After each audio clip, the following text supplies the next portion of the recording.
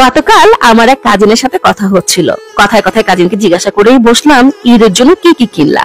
Cousin যে হিসাব দিল সেই অনুসারে বোঝা গেল প্রায় 50 থেকে 60,000 টাকা শপিং করেছে। করাটাই স্বাভাবিক, কারণ ভাইয়ার ভালো ইনকাম। তারপর জিজ্ঞাসা করলাম ঈদটা কোথায় করবা, ঢাকাতে করবা নাকি শ্বশুর বাড়ি? কাজিন বলল শ্বশুর বাড়িতেই যেতে হবে, কারণ তার হাজবেন্ডরা সব ভাইরা মিলে সেখানেই ঈদ করে। তারপর আমার কাজিন যেটা বললো সেটার জন্য আমি মোটেও প্রস্তুত ছিলাম না। সে বলল ঈদের জন্য সবচেয়ে কম দামি যে জামাটা কিনেছে সে, সেই জামাটা নিয়ে ঈদ করতে যাবে শ্বশুর বাড়িতে। কারণ তার দামি জামা দেখে ভাসুরের বউরা বুঝে ফেললে ছোট বউ অপচয় করে, টাকা নষ্ট করে, এসব বলে বলে গল্প হবে, গল্প করবে।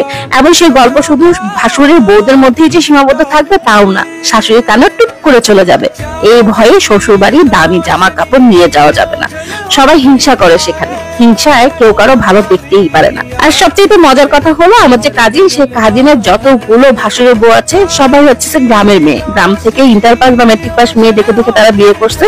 আর শুধুমাত্র আমার যে কাজিন, সেই হইতেছে মাস্টার্স পাস করা, ঢাকায় বড় হয় এবং পড়ালেখা করা। ওর কথাগুলো শুনে হঠাৎ করে আমার মাথা ব্ল্যাঙ্ক হয়ে গেল। এদের মধ্যে প্রত্যেকটা মেয়েরই টার্গেট থাকে যে জামাটা সবচাইতে বেশি দাম দিয়ে কিনেছে সেই জামাটাই পরার। এখন আপনাকে যদি সেই জামাটা না পরে সবচাইতে কম দামি জামাটা পড়তে হয়, কারণ মানুষ গসিপ করে সেই ভয়ে, এরকম জায়গায় ঈদ করতে গিয়ে কি পরিমাণ মানসিক শান্তি কাজ করে বলেন তো। যাই হোক, এসব কথা শোনার পরে আমি আমার কাজিনকে জিজ্ঞাসা করলাম, তাহলে সবচাইতে দাম দিয়ে যে জামাটা কিনছো সেটা কোথায় পরবা? সে আমাকে বলতে লাগলো ওখানে 2-3 দিন থাকার পর যখন ঢাকায় ব্যাক করবে তখন বন্ধু বান্ধবের বাসায় যে দাওয়াত থাকবে বা মার বাড়িতে যে দাওয়াত থাকবে সেখানে যাওয়ার সময় এই ড্রেসগুলো পরে ঘুরতে যাবে। আমার সে কাজিন আমাকে আরো বলতে লাগলো এই ভয়ে নাকি দামি কাপড় চোপড় পরা ছবিও সে এখন ফেসবুকে দেয় না, কারণ তার ভাসুরের বোরা যদি বুঝে ফেলে, তার ভাসুরের বোরা যদি বুঝে ফেলে। ও মাই গড! ওর সাথে কথা বলার পর আর ফোন রাখার পর থেকেই আমার মাথায় একটা কথাই ঘুরতেছিল, সেটা হচ্ছে একটা প্রবাদ আছে, শুধুমাত্র ছেলে কি করে সেটা দেখে মেয়ে বিয়ে দিবেন না।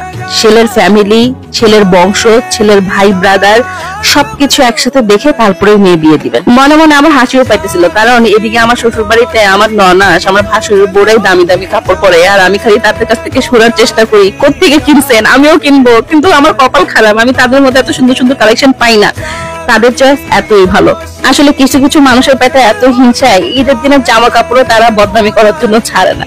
যাই হোক, তারা এই কাজগুলি করেন, রিকোয়েস্ট রইলো অ্যাটলিস্ট ঈদের জামা কাপড় জুতা নিয়ে ক্রিটিসাইজ করা বন্ধ করেন প্লিজ। যাই হোক, আজকে মাহিন অফিস থেকে ফোন করে বলছিল ভর্তা খাইতে ইচ্ছা করতেছে, তো আমি তো ভাই রাধুনি বউ, ভর্তা খাইতে ইচ্ছা করতেছে বললেই হইলো, একসাথে 5 রকমের ভর্তা রেডি করে রাখছি। এরকম একটা ভর্তার প্ল্যাটার কিন্তু আপনারা হচ্ছে ঈদের মধ্যেও বানায় রাখতে পারেন। যাদের হচ্ছে মাছ মাংস খাওয়ার রুচি নেই তারা সুন্দর করে এখান থেকে টুকটুক করে টিকটুক করে ভর্তা নিয়ে খেয়ে ফেলবে। মানে আমি যেটা বুঝতে চাইলাম, জাস্ট একটা মশলা মাখাবেন এবং ওই একটা মশলা দিয়ে আপনার 5 রকমের 6 রকমের ভর্তা রেডি। আজকের মতো এখানেই রাখছি, সবাই ভালো থাকবেন, আল্লাহ হাফেজ।